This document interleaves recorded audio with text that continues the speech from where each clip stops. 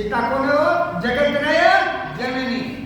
हा ती माणसाचीच नाही देवाची सुद्या जगत्रय जननी देवाची अशा प्रकारची असणारी ती कोण आहे आदिशक्ती आहे. आणि तू असणारे हे केलंस ना तू वाईट आहेस. रामाजवळ गेलास तर वाचतोच नाही तर कुठे गेला तरी मी पर्याय नाहीये.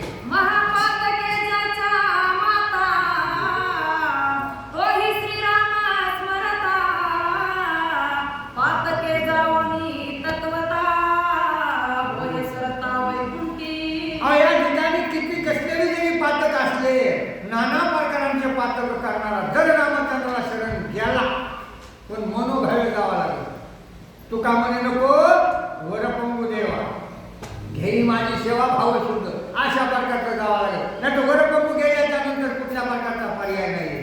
तशा प्रकारचं या ठिकाणी नारदानं सांगितलं. रामाला जर शरण गेलं तर सगळं संपत आहे. म्हणून या ठिकाणी केले कर्मे ते निवारी नारायण अशा प्रकारच्या होता.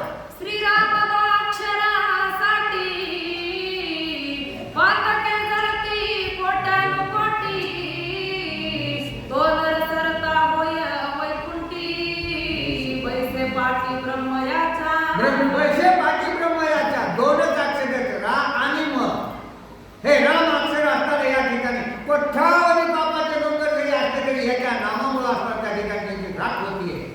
अशा प्रकारचा असणाऱ्या त्या नामामध्ये असणारा या ठिकाणी ताकद आहे. तुझ्या नामाचा वैमान तुझं नकळे मेघश्यामा असं असणारे हे नाम असणारे या ठिकाणी प्रत्येक जीवाला तारणारे नाम आहे.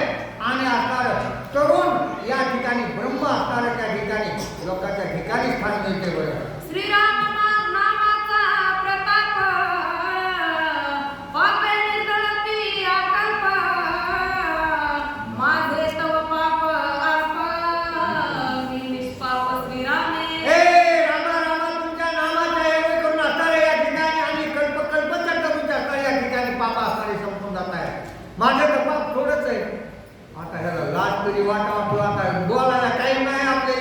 माझं पापच नाही फार पंक्ती मुळीचं टपटकल्या आणि म्हणतात माझं पापच नाही. कोणता नरक बघावं लागलं होतं देवाला. 84 नरकाचं जागा नावं मिळायचं. दुसरं सेकंद तयार करावं लागेल.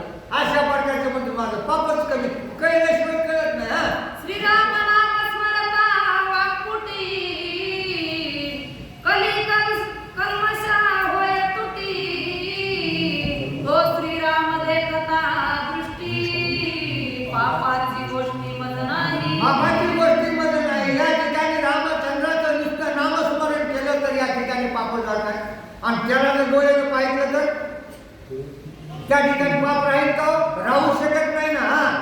म्हणून आता नक्की बोले ऋषिकेशी आता सांग दुष्टकांच्या